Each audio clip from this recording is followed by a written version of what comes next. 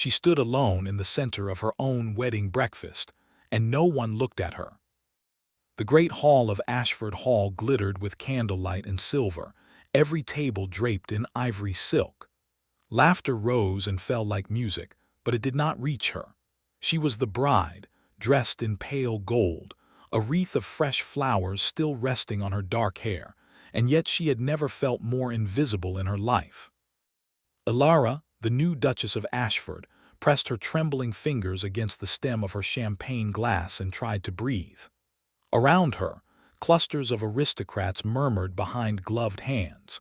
Their glances brushed over her with pity, then slid away toward the far end of the room, where her husband stood with Lady Genevieve Ashby. Alexander Blackwood, the Duke of Ashford, tall and impossibly striking in his dark formal coat, bent his head to listen to the golden-haired woman at his side. Genevieve's hand rested on his arm as if it belonged there. Her laugh, light and practiced, floated above the noise. They looked like a painting, a matched pair, the Duke and the lady who should have been his Duchess. Elara was not supposed to notice. She was supposed to smile, to play the grateful bride. After all, her family had been drowning in debt, her father's name nearly ruined. The Duke had stepped in, paid every creditor, and in return he had taken her as his wife. A transaction, clean and simple. She had known it from the start. But knowing did not stop the quiet devastation unspooling inside her chest as her husband did not glance at her once.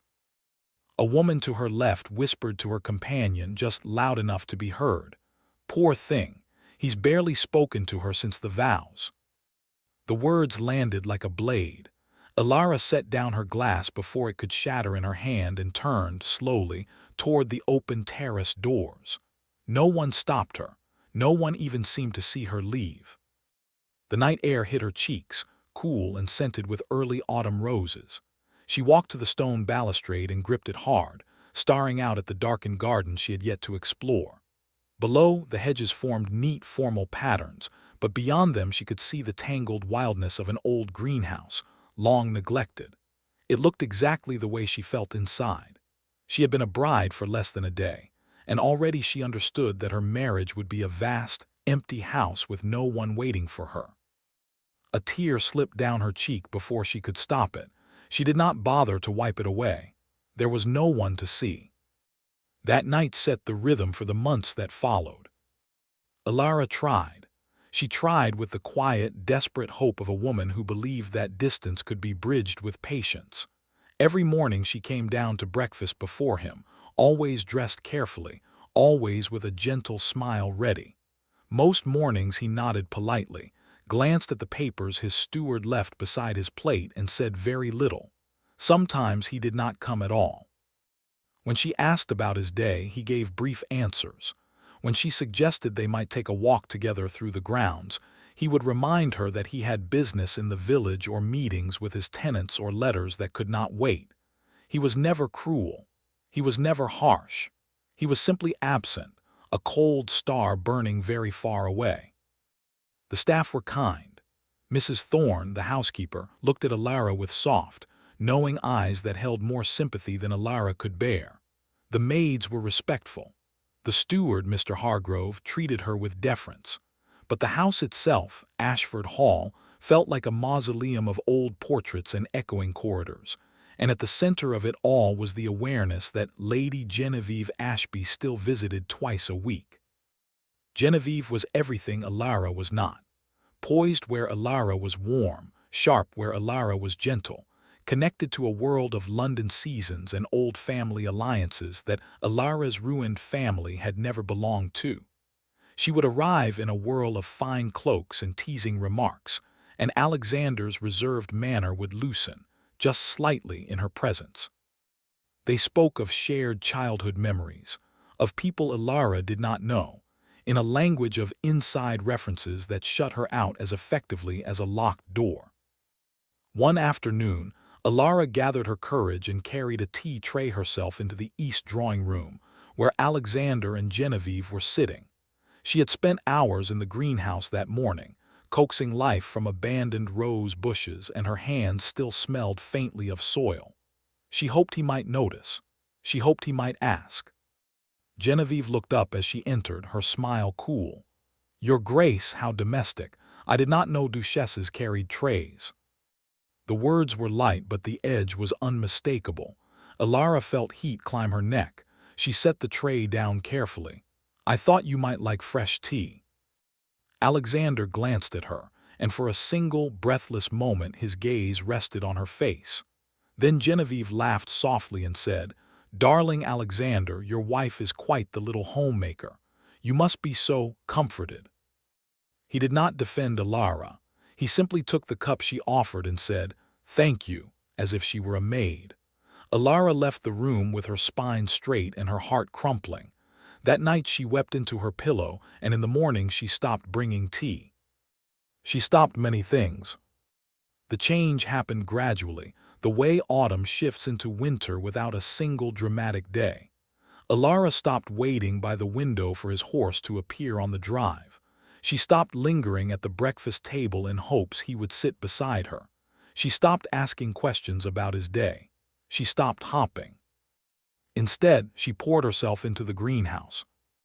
The old glass building at the edge of the formal gardens had been abandoned for years. Panes were cracked, vines had swallowed the brick foundation, and the inside was a graveyard of dead plants and broken pots. But Elara, who had grown up in a small manor house with a mother who loved gardening, saw possibility. She asked Mrs. Thorne for simple tools, old gloves, a pruning knife. The housekeeper looked surprised but helped willingly. Within weeks, Elara had cleared the worst of the debris. Within 2 months, she had repaired the glass with the help of a patient groundskeeper. She ordered seeds and soil from London, using the modest pin money the Duke had settled on her. She worked with her hands in the earth. She spoke to the plants as she had once wanted to speak to her husband. The silence of the greenhouse did not wound her, it welcomed her. The first time a green shoot appeared in a pot she had nurtured, Elara felt a spark of joy so pure it startled her. It was a small, stubborn thing, and it belonged entirely to her. The staff noticed the change in their mistress. She no longer drifted through the halls like a pale ghost. There was color in her cheeks, a soft purpose in her step. She began to visit the tenants in the village, bringing baskets of food and herbs, listening to their troubles, learning their names. They called her the Garden Duchess with affection. She was not of their world, but she came among them without pretense, and they loved her for it. The Duke did not notice. He was in London for 3 weeks, then returned with Genevieve's brother in tow for a hunting party that filled the hall with noise and boots and male laughter. Elara performed her duties as hostess gracefully, then retreated to her greenhouse, the moment the last guest departed. Alexander's gaze slid over her at dinner, registering her presence but not the quiet distance in her eyes. Months passed. Winter loosened into a pale green spring. One afternoon, a letter arrived addressed to the Duchess of Ashford. It was from a botanical scholar at Oxford, a Mr. Julian Croft. He had heard through a mutual acquaintance that the Duchess had successfully cultivated a rare damask rose variant thought lost to English soil. He requested permission to visit and study her collection. Elara read the letter twice, her heart beating faster. Someone had noticed. Someone thought her work mattered. She wrote back with guarded welcome. Julian Croft arrived on a soft morning in late April. He was a tall, lean man with spectacles and an unruly wave of brown hair, and he looked at Elara as though she were a fellow explorer rather than a duchess. She gave him a tour of the greenhouse, suddenly shy, but he exclaimed over her plants with such genuine delight that her shyness melted. They spent 3 hours that first day discussing soil acidity and cross-pollination, and when he finally departed to the guest quarters, Elara realized she had not thought of Alexander once. The Duke noticed that too, but later. Julian's visit was meant to last a week. He stayed a fortnight. The gardens were in full bloom, and he and Elara could often be seen walking the gravel paths, notebooks in hand, their heads bent together in animated conversation. The servants began to whisper. The housekeeper, loyal and kind, gently suggested to Elara that she might be mindful of appearances. Elara felt a cold wash of humiliation, but she lifted her chin. She was doing nothing wrong. She was only breathing, finally, after months of suffocation. The first crack in Alexander's indifference appeared on a golden evening in May. Elara had excused herself early from dinner, pleading a headache. In truth, she wanted to check a new batch of seedlings before the light failed. She was kneeling by a garden bed near the greenhouse, her gloves caked in earth, when she heard a footstep behind her. She turned, expecting Julian. It was her husband. The Duke stood at the edge of the path, still in his dinner attire, his dark hair slightly ruffled by the evening breeze. His expression was unreadable, but there was something in the set of his jaw that she had never seen before. Tension. Displeasure. "You left the table," he said. Elara rose slowly, brushing soil from her apron. "I had work to do here." "Work," the word came out flat. "You spend a great deal of time with Mr. Croft." She tilted her head, surprised. "He is a scholar. He is here to study my plants. You approved his visit yourself." "I approved a short visit, not a courtship." The word hung in the air, sharp and unfair. Elara felt heat flare in her cheeks. "There is no courtship. He is a colleague, a friend." Alexander's eyes, a deep gray she used to find beautiful, searched her face. "You laugh with him," he said, and his voice was lower now, almost rough. "You never laugh with me." She stared at him. For a moment she was speechless. Then the months of silence, the cold breakfasts, the endless afternoons waiting for a scrap of his attention, all of it rose up and gave her a voice she had not known she possessed. "You never gave me a reason to laugh," she said quietly. "You never gave me anything at all." She saw him flinch. It was a tiny, almost imperceptible movement, but she saw it. The Duke of Ashford, who commanded half the county, flinched at the words of his neglected wife. He opened his mouth as if to speak, but Elara turned away, picked up her trowel and walked back into the greenhouse, closing the door gently behind her. She did not cry. She was too tired for tears. After that evening, something shifted. Alexander did not suddenly become a devoted husband. He did not bring her flowers or whisper tender words, but he was present in a way he had never been before.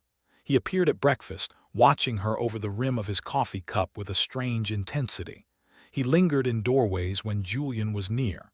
He joined her once on a walk to the village, and though they said little, his large frame beside her felt like a statement, a claim. Genevieve noticed, too. Her visits became more frequent, her barbs more pointed. At a small dinner party the Duke hosted for local gentry, Genevieve raised her glass and smiled at Elara across the table. "I hear your little garden has become quite famous, Your Grace. How charming that you have found such a rustic passion. Not every duchess is suited to the drawing-room after all." The silence that followed was suffocating. The other guests looked down at their plates. Elara felt the familiar sting of shame, but this time something else stirred beneath it. Anger. She lifted her own glass with a steady hand.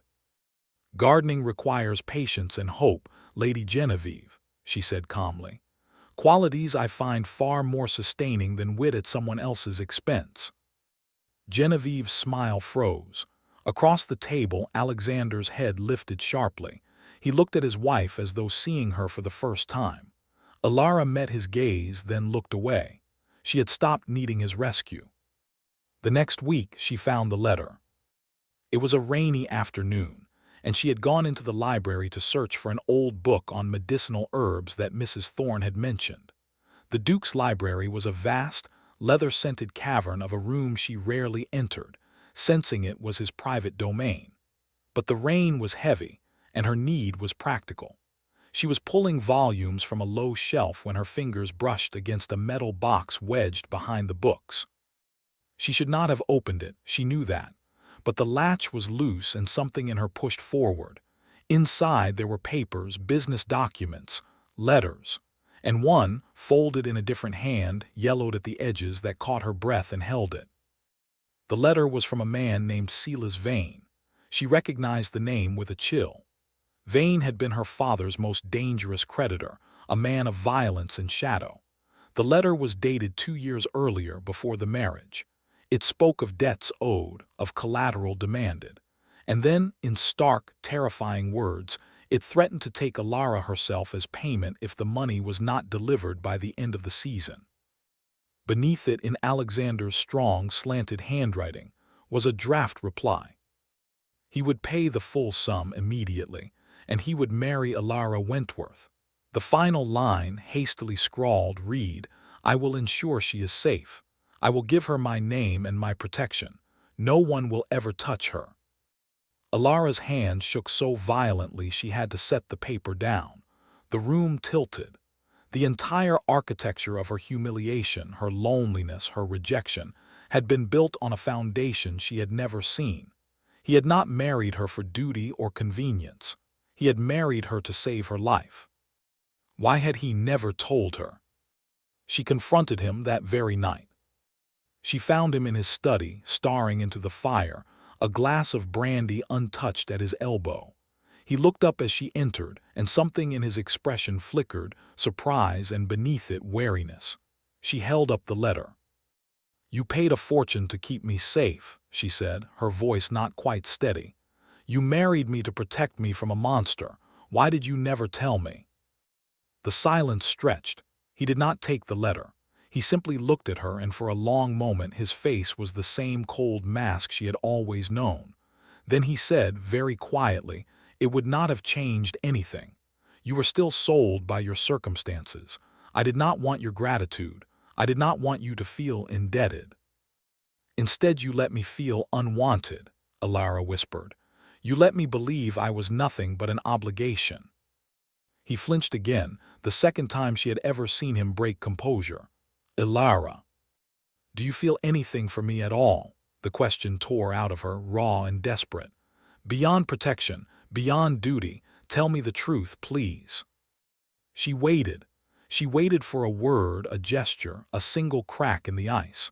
But Alexander Blackwood, who could face down political rivals and command a fortune, could not seem to command his own voice. His jaw tightened. His eyes were a storm of something she could not name. He said nothing. Elara nodded slowly, a terrible, hollow acceptance settling into her bones. She turned and left the room, the letter still clutched in her hand. She had her answer, she thought. Silence was its own reply.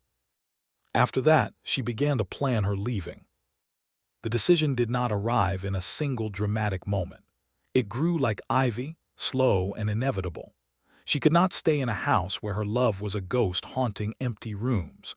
She could not watch Genevieve's sly smiles or hear the whispers of servants who pitied their mistress. Most of all, she could not bear to see Alexander's distant face every morning and know that he had saved her life, but refused to share his heart. She wrote to her mother's elderly cousin, who lived in a small cottage by the sea in Dorset, and asked if she might visit for an extended stay. The reply came quickly, warm and welcoming. Elara began to quietly pack. She told no one, not even Mrs. Thorne. She would leave a letter. It was the only way. But before she could go, the truth found her in the darkest hour. It was the night before her intended departure. She could not sleep. She wandered the silent corridors of Ashford Hall, tracing the walls with her fingertips, saying a private goodbye. As she passed the library, she heard voices. The door was ajar, firelight spilling through the crack. She recognized Alexander's voice, low and ragged, and another, his younger brother Lucas, who had arrived unexpectedly that afternoon. She should have walked on. Instead, she stopped. "You're a fool," Lucas was saying, his voice tight with frustration. "You love her. You've loved her since the moment you saw her portrait in that debt collector's file. Everyone knows it. Mrs. Thorne knows it. I know it. The only person who doesn't know it is Elara." Elara's heart stopped. Alexander's reply was barely audible. "She was forced into this marriage. She never chose me. I could not bear to see the pity in her eyes if I told her the truth. Better she think me cold than watch her feel trapped by the affections of a man she never wanted." "She wanted you," Lucas said harshly. "She waited for you. She tried for months. You were so busy protecting your own fear that you couldn't see her reaching for you." A long, broken silence. Then Alexander spoke and his voice cracked open. I thought she loved someone else, that boy from her childhood, Thomas Whitfield. I thought she was mourning a lost future. I told myself it was kinder to keep my distance. And my mother, his voice broke. When she left us, she swore love was a cage. I grew up believing that to love was to destroy. I thought if I let myself love Elara, I would only trap her. I was a coward. Lucas sighed heavily. Yes, you were, and now you may have lost her for good. Elara pressed her hand over her mouth to stifle a sob. The floor seemed to tilt. Every cold glance, every silent meal, every moment of rejection had been born not from indifference but from a man's terror of his own heart. He loved her. He had always loved her, and he believed she loved another. She stumbled back from the door, her mind whirling. She wanted to burst in, to shake him, to cry out that there had never been anyone else, that Thomas Whitfield was a neighbor she had barely spoken to, that she had waited and wilted for him alone. But something held her back. The wounds were so deep. The silence had lasted so long. She needed to think. She needed to breathe. Dawn found her still awake, the letter of farewell sealed on her writing desk. She left it there and walked out of the house before the servants had risen, taking only a small valise and a broken heart. She did not look back. The cottage by the sea was small and whitewashed, perched on a cliff where the wind tasted of salt and wild thyme. Her mother's cousin, a gentle old woman named Aunt Harriet, asked no difficult questions. She simply welcomed Elara with tea and a warm shawl and let her be. For 3 days, Elara sat by the window and watched the waves. She grieved. She grieved for the marriage that never was, for the love that had existed in secret, for the years they had lost to fear. The letter she had left said simply that she needed time, that she could not live in a house where love was spoken in riddles and silences. She did not know if he would come.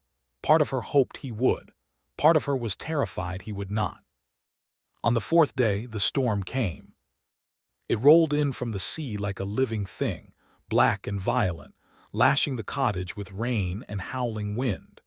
Aunt Harriet was visiting a neighbor inland and would be delayed until the weather passed. Elara was alone. She lit candles against the dark and tried not to let the howling outside become the howling inside her chest. Then she heard the pounding. At first she thought it was the storm, but the rhythm was too insistent, too desperate. A fist against the door. Her heart lurched. She wrapped her shawl around her shoulders and unlatched the heavy oak door. Alexander stood on the threshold. He was drenched to the bone, his dark hair plastered to his forehead, his riding coat sodden and mud-splattered. He had ridden through a gale to reach her. His face was a landscape of torment, eyes red-rimmed, jaw clenched, hands shaking at his sides. He looked nothing like the cold, controlled Duke the world knew. He looked like a man who had been shattered and pieced back together with sheer will. Elara, her name left his lips like a prayer. Please, please do not send me away. She could not speak. She stepped back and he came inside, dripping onto the stone floor. The firelight flickered over his exhausted face. He reached for her hands and stopped, as if afraid to touch her without permission. I read your letter, he said, his voice hoarse. I read it and I thought I would die. I have been such a fool, such a blind, cowardly fool. I loved you before I even met you. I loved the bravery I saw in your eyes when you walked down the aisle toward a stranger. I loved your gentleness with the servants, your devotion to those dying plants, the way you laughed with Mr. Croft over something I could not understand. I loved you, and I was so terrified of losing you that I pushed you away until I lost you anyway. Elara's tears were falling freely now. You never said a word, not one word. I know. His voice broke completely. I believed you loved another. I believed my own heart was a burden you would not want. My mother abandoned our family when I was a boy. She left a letter saying love was a lie. I grew up believing that to give my heart was to invite destruction. I thought I was protecting you. I thought I was protecting myself, but I destroyed us instead. He sank to his knees, right there on the wet stone floor, and her proud, powerful Duke bowed his head like a supplicant before an altar. "I will spend the rest of my life making it right if you let me. I will shout my love from the rooftops. I will learn every plant in your greenhouse. I will never let a single day pass without telling you what you mean to me. Only please come home. Come home, Elara." The storm raged outside, but inside the cottage, all she could hear was his ragged breathing and the thunder of her own heart. She knelt down before him, ignoring the cold seeping through her dress, and cupped his face in her hands. The icy mask was gone. All she saw was the man beneath, raw and real and hers. "There was never anyone else," she whispered. "I never loved Thomas. I never loved anyone but you. From the first moment I loved you, but I could not live in the silence any longer." A sound escaped him, half sob, half laugh, a release of years of buried agony. He caught her hands and pressed them to his lips, his tears mingling with the rain on her fingers. "No more silence," he vowed against her skin. "Never again." She pulled him up, and they stood together, two storm-battered souls holding each other in the flickering light. He wrapped his arms around her so tightly she could feel his heartbeat against her cheek, a wild, desperate rhythm. She wept into his chest, and he buried his face in her hair, and the wind howled outside as if the world itself was mourning the years they had lost. They stayed that way until the storm passed. When they returned to Ashford Hall, spring was unfurling across the countryside in ribbons of green and gold. Everything felt new. The staff greeted their mistress with open joy, and Mrs. Thorne wept shamelessly when she saw the Duke and Duchess walk through the door hand in hand, their shoulders touching as if they could not bear an inch of distance. Changes came swiftly. Lady Genevieve was informed with cool finality that her visits would no longer be convenient. She departed in a flurry of wounded dignity that no one much mourned. Julian Croft had already returned to Oxford, leaving behind a grateful letter and a dedication in his next scholarly paper to the remarkable Duchess of Ashford. Alexander read that dedication aloud at breakfast and smiled, a real, unguarded smile that made Elara's heart turn over. He did not become a different man. He was still reserved in company, still commanding in business, still the Duke the world respected and feared. But to her, he was something else entirely. He sought her out every morning before any duties claimed him. He walked with her through the gardens, asking questions about every plant, remembering the names she taught him. He sat beside her in the evenings, reading aloud while she worked on her botanical notes, his voice a low, steady presence that filled the silences that had once been so empty. One evening, as the sun sank low and painted the greenhouse in shades of rose and amber, he led her inside and showed her what he had been building in secret for weeks. A new conservatory, attached to the south wing, with soaring glass ceilings and warm brick beds. A place for her to grow anything her heart desired, through all the seasons. "I cannot give you back the months I wasted," he said, his voice husky. "But I can give you every tomorrow. I can give you a place where your joy can root and bloom, the way you have rooted and bloomed inside my heart." She turned and lifted her face to his. "You already gave me the only thing I ever wanted. You gave me you." He kissed her then, gently, reverently, as if she were the most precious thing in his world. And she kissed him back, feeling the last of the winter inside her melt away. They walked back to the house together, his hand clasped around hers, their shadows stretching long and intertwined across the gravel path. The windows of Ashford Hall glowed with warm light ahead, no longer a cold mausoleum but a home. A place where laughter would echo again, where love would be spoken aloud every single day, where a Duke who once believed himself incapable of love would prove himself gloriously wrong. And in the greenhouse, the roses bloomed on, a testament to patience, to hope, and to the stubborn, beautiful truth that even the most neglected heart could learn to flower again. If you enjoyed this story, don't forget to give it a like and subscribe to the channel. Also, let us know in the comments which country you're watching from. Your support means a lot to us. Thank you for watching, and see you in the next amazing story.